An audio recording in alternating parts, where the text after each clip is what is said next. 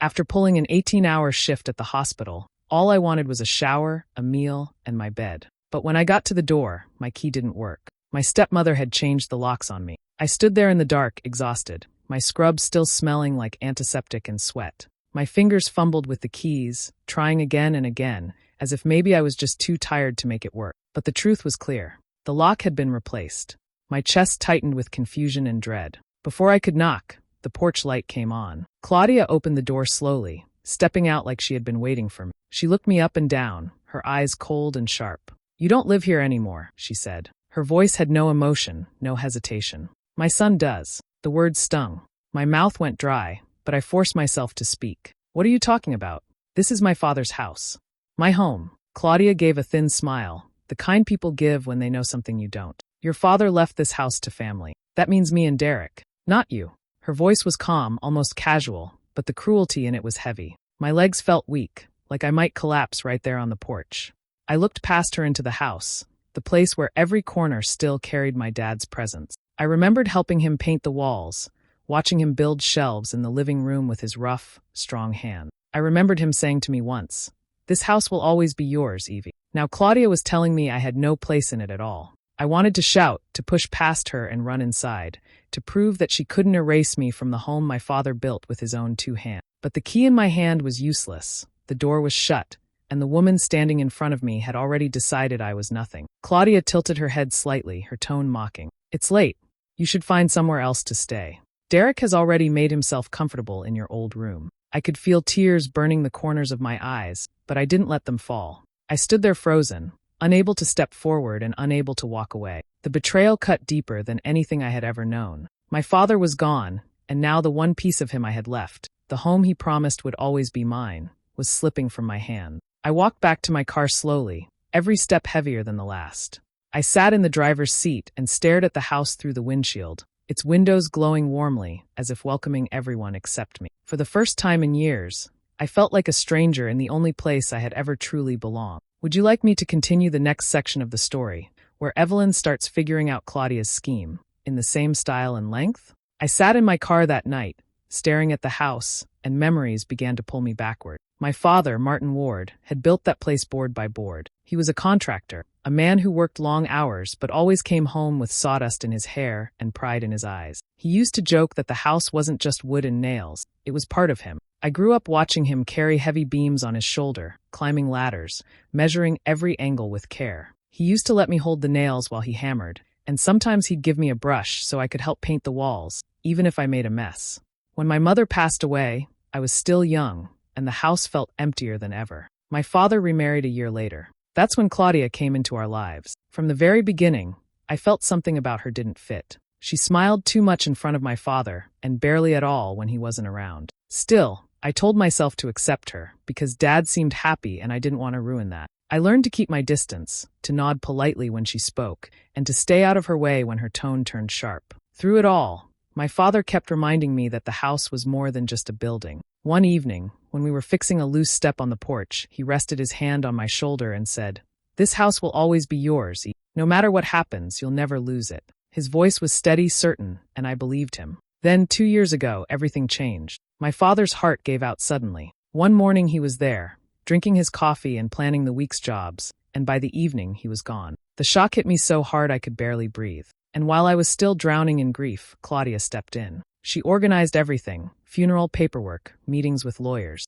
At first, I thought maybe she was just trying to help, but soon I realized she was pulling everything into her own hand. She barely spoke to me about what was happening. I asked her about my father's will, but she brushed me off, saying, "Don't worry, it's handled." At the time, I was too broken to argue. I trusted that what my father had promised me would be safe. I clung to his words about the house being mine, certain they would carry weight even after he was gone. But now, standing on the outside of the locked door, her words replayed in my head. She had said my father left the house to family. The way she said it made it clear she didn't mean me. A heavy knot formed in my stomach. My father would never have left me out. He wasn't perfect, but I knew his love for me was real. If Claudia was shutting me out, then something was wrong. For the first time, I began to wonder if she had tampered with the will. The thought was terrifying, but it was the only thing that made sense. My father had built that house with his own hand. He had looked me in the eyes and promised it was mine. There was no way he would have given it away. That night I didn't have a choice. With nowhere else to go, I curled up in the back seat of my old car. The hospital bag was still on the passenger side, filled with half-eaten snacks and wrinkled scrubs. I tried to close my eyes, but the leather seat dug into my back, and every sound outside made me flinch. My home, the place I should have felt safe, was just a few feet away, yet I was locked out like a stranger. Shame pressed down on me heavier than my exhaustion. The car windows fogged from my breath as the hours dragged on. I pulled my coat tighter and kept checking the house, hoping the porch light would flick off, hoping maybe Claudia would change her mind and let me in. But the windows glowed all night, and the door never opened. By morning, my body ached from being twisted in one position, and my eyes burned from lack of sleep. I gathered what strength I had left and walked up the driveway. Claudia was already outside, watering the flower beds like nothing had happened. I stood a few feet away, trying to keep my voice steady. "Claudia, please. This doesn't make sense. You know this house was meant for me." She didn't even look up. "You need to face reality, Evelyn. You're just a tenant in this life. My blood stays here, not you." Her words hit me harder than the locked door had the night before. Tenant. That's what she saw me as. Someone temporary, someone disposable. My voice cracked as I said, "I'm his daughter, his only child." Finally, she turned, a cruel smile tugging at her lips. "And yet here you are, standing outside while my son sleeps under this roof." She tilted her head toward the upstairs window, where I used to hang curtains with my dad.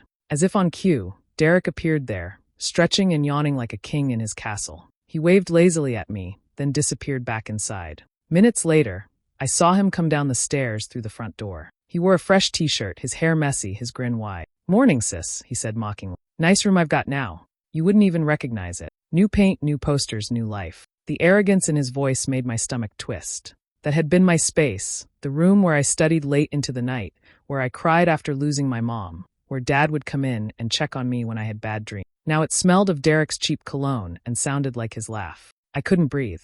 I turned and walked back to the car, my steps heavy, my chest tight. Once inside, I slammed the door shut and pressed my forehead against the steering wheel. My body shook as the tears I'd been holding back finally poured out. I felt abandoned, powerless, like the ground under me had given way. My father was gone, my home was stolen, and I was left with nothing but the silence of my car and the weight of betrayal pressing on my heart. Evelyn met with attorney James Harlow, the man who had handled her father's paperwork for years. His office smelled faintly of leather and old books, the kind of place that carried weight and history. James was older now, his silver hair thinner, but his sharp eyes lit up with recognition when he saw her walk in. "Evelyn Ward," he said, standing up from behind his desk. "It's been too long.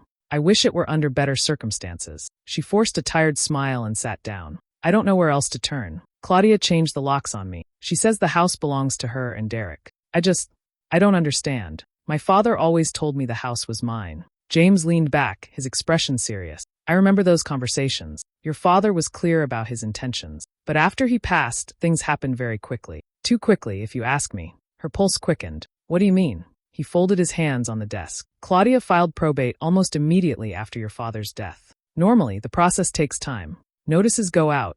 Heirs are contacted. You should have been included, Evelyn. You're his only child." She shook her head slowly. "I never got anything. No letters, no phone calls, nothing." James reached into a drawer and pulled out a folder. The papers inside were neatly stacked, but his brow furrowed as he flipped through them. "I've reviewed these documents before. Something about them doesn't sit right with the signatures." He paused, sliding one page closer to her. "Your father had a very distinct hand. Strong strokes, deliberate. Some of these look inconsistent, almost as if someone tried to copy his style." Evelyn stared at the ink on the page, her throat tightening. "You think they're forged?"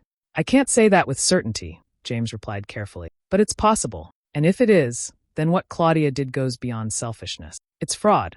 Her fingers curled against the edge of the desk. A swirl of anger and grief rose in her chest, heavy and sharp. She could almost hear her father's voice again, promising her that the house would always be hers. "What can I do?" she asked, her voice unsteady. "You'll need evidence," James said firmly. "Official records from the county office, handwriting analysis, anything that proves your father's true intentions. Claudia is confident because she thinks no one will question her. If you want to challenge her, you'll need to build a strong case." Evelyn nodded, determination slowly replacing the hollow ache inside her. "Then I'll get it.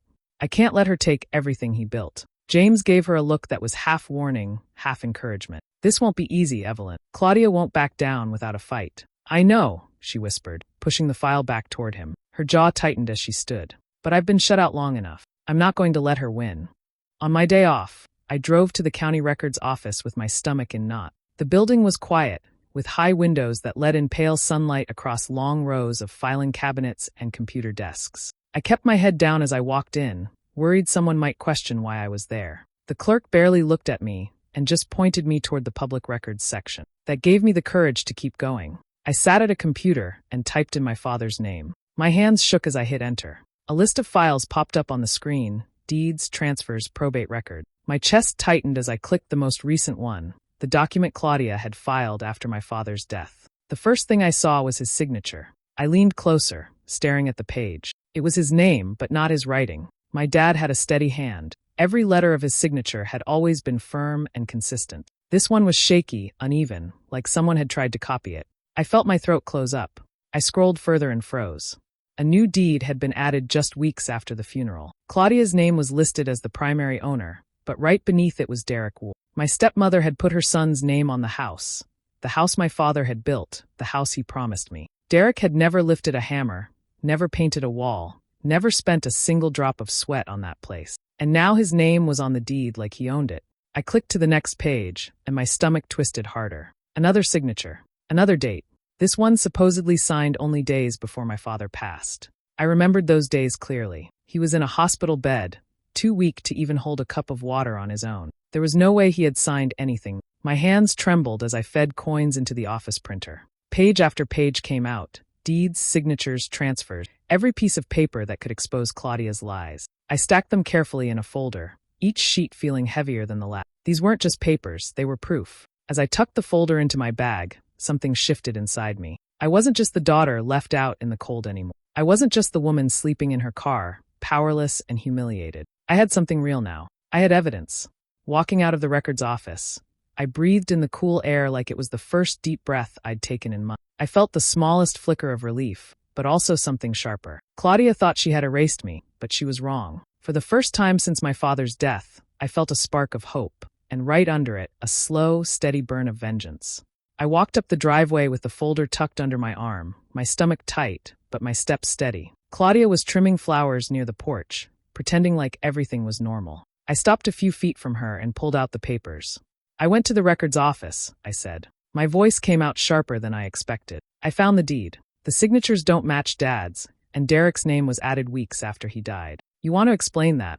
She froze for a moment, then slowly set down the clippers. Her eyes locked on mine, cold and unbothered. "Even if it's fake," she said in a low, flat tone, "who's going to believe a tired nurse over me?"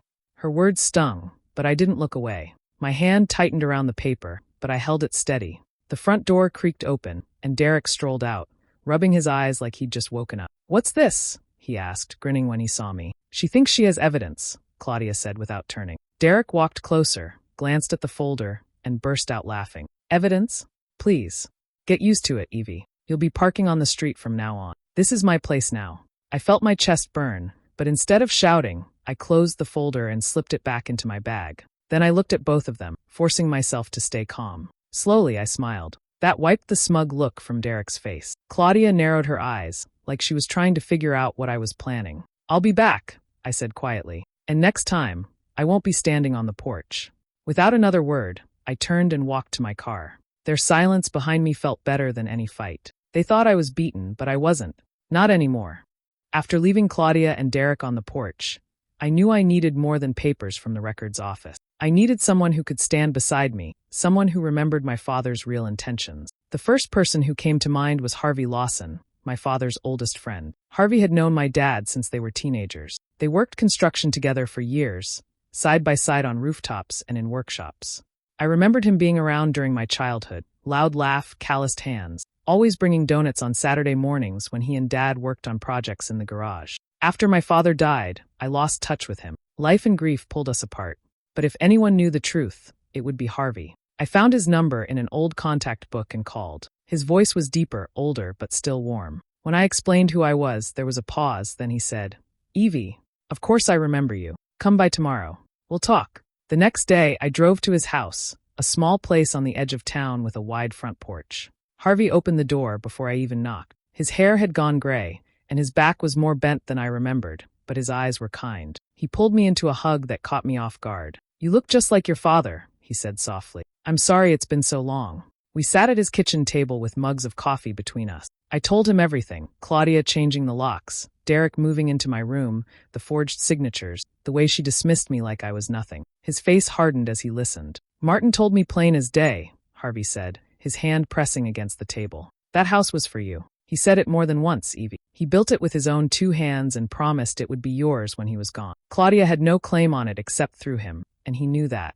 He wanted to make sure you'd always have a place. Tears welled in my eyes, but this time they weren't from helplessness. They were from relief, from finally hearing someone else say what I'd known deep down all along. There's something else, Harvey added. He stood up slowly and disappeared into another room. When he returned, he was holding a yellowed envelope. He set it in front of me. Your dad wrote me this letter a few months before he passed. He wanted me to know his wishes in case anything ever went wrong. My hands trembled as I pulled the paper out. The handwriting was my father's, strong and steady. In it, he wrote about the house, how it was meant for me, how it would be his way of protecting me after he was. I held the letter against my chest, unable to speak for a moment. Now I had more than copies from an office. I had his words, his voice on paper, and I had Harvey, a witness who could stand in front of anyone and say what he knew to be true. For the first time, I didn't feel alone in this fight. I had my father's letter, the documents, and someone willing to back me up. Claudia and Derek had no idea what was coming. Filing the lawsuit was the scariest step I had ever taken,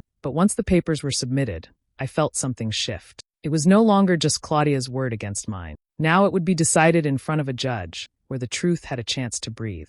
On the morning of the hearing, I sat outside the courthouse with my folder clutched tight against my chest. My hands were cold, but my mind was clear. This was the day I had been waiting for. When the doors opened, Claudia walked in first, her chin high, a smug smile stretched across her face. Derek followed close behind, his hands stuffed into his pockets, looking like he was arriving at a party. They both carried the same arrogance, as if the case was already won. Claudia glanced at me and gave the smallest shake of her head, as if to say, "You'll never beat me." We were called into the courtroom, and I stood as my lawyer introduced the case. Claudia's attorney handed over a neat stack of documents, every page lined up perfectly, too perfectly. When it was my turn, I opened my folder. My lawyer presented copies of the deed, pointing out the irregularities in the signatures. Alongside that, we submitted the handwriting analysis that confirmed what I already knew. My father had not written those signatures. They were forgeries. Claudia didn't flinch. She sat tall in her chair, lips pressed together, hands folded neatly on her lap. Then Harvey took the stand. His voice was strong even though his hands trembled slightly. He told the court about my father's words, about the countless times Martin had said the house was mine. He read from the letter, his tone steady, and the courtroom grew quiet. For a moment, I felt like my father's presence filled the room. The judge leaned forward, tapping a pen against the desk. "Mrs. Ward," he said to Claudia, "these documents you've presented look flawless. Almost too flawless. Are you certain your late husband signed these himself?" Claudia smiled, tilting her head. "Of course. Martin wanted his family cared for. That's all I've done." The judge pressed again. Yet the handwriting expert disagrees, and Mr. Lawson's testimony suggests otherwise. "Can you explain the inconsistencies?" For the first time, I saw a crack in her calm mask. She shifted in her seat, her smile fading. I had to protect what's rightfully mine," she blurted. Her voice was sharp, defensive, and the courtroom erupted in murmurs. The judge's eyes narrowed. He raised a hand for silence. "So you admit the documents were altered?" Claudia's face drained of color, but the damage was already done. Her own words hung heavy in the air, impossible to take back. I sat there with my hands clenched in my lap, my heart pounding. For months she had mocked me, shut me out, treated me like nothing. But here, in front of everyone, her own arrogance had undone her. For the first time, I felt the weight lifting from my chest. The house, my father's promise, and the truth were finally within reach. The judge's gavel came down, and the sound echoed through the courtroom like thunder. His voice was steady and final. The deed was fraudulent. All of Claudia's polished lies and carefully stacked papers collapsed in a single ruling. I sat frozen for a moment, hardly able to breathe. Then it hit me, I had won. The house was mine, just as my father had promised. Claudia's face turned pale. Her lawyer shuffled papers, avoiding her eyes, but she wasn't finished fighting. She jumped to her feet, her voice rising. "This is ridiculous. That house is mine. I've lived there for years. You can't do this to me." The judge silenced her with a stern look. "Mrs. Ward, not only is your claim invalid, but your actions will be referred for criminal review. Forgery is a serious crime. You may want to prepare yourself for what comes next." Her knees buckled, and for the first time, I saw fear in her eye. Derek leaned forward, but he looked less angry than shocked. The arrogance he carried into court had drained out of him completely. The bailiff handed me a new set of keys, cold and solid in my palm. My lawyer whispered, "It's over. You're going home." Walking out of that courtroom, I felt lighter than I had in years. Each step carried me closer to the life my father wanted for me. When I pulled into the driveway, Derek was already outside, stuffing clothes into a bag. He avoided my eyes, muttering under his breath as he hauled boxes to his car. Claudia stood near the porch, her hair wild, her face red from shouting. "You don't deserve this," she screamed when she saw me. "You tricked everyone. This was supposed to be mine." I didn't answer her. For once, I didn't need to. The truth had spoken for me, and the law had backed it. I walked right past her, up the steps, and slid the key into the lock. It turned smoothly, like it was waiting for me. The door opened, and I stepped into the house. The smell of wood and paint, the walls my father had built, the floors he had sanded, it all rushed back to me. This wasn't just a house. It was him. It was his promise, alive and real. Outside, Claudia kept screaming, her voice growing hoarse. Derek slammed his car door and sped away, leaving her behind. Her shrill cries carried through the windows, but they couldn't touch me anymore. I stood in the middle of the living room, the light streaming through the curtains, and breathed in deep. For the first time since losing my father, the storm inside me settled. The locks were mine again. The house was mine again. And finally, the peace I had been chasing had found me. Taking back the house was only the first step. Claudia had tried to erase my father's legacy, and I couldn't let her walk away with nothing. My lawyer filed another suit, this time for damages. We listed the months of rent she had collected from tenants, the repairs she had neglected, and the emotional distress caused by locking me out of my own home. The fight dragged on for months, but the outcome was certain. Claudia had no real defense left. Her lies had already been exposed in court, and every time she tried to argue, the judge cut her off. In the end, she was ordered to pay me more than she could ever afford. The money didn't matter as much as the principle. She had taken everything from me, and now the balance was shifting. I heard through neighbors that she sold off her jewelry, her car, and even some furniture to scrape together what she could. Derek moved with her into a cramped apartment across town. For someone who had strutted around my father's house like a king, it was a steep fall. I didn't visit, and I didn't check in. Their lives no longer touched mine. Instead, I turned my attention to restoring what Claudia had tried to destroy. The first place I started was my father's workshop in the back of the house.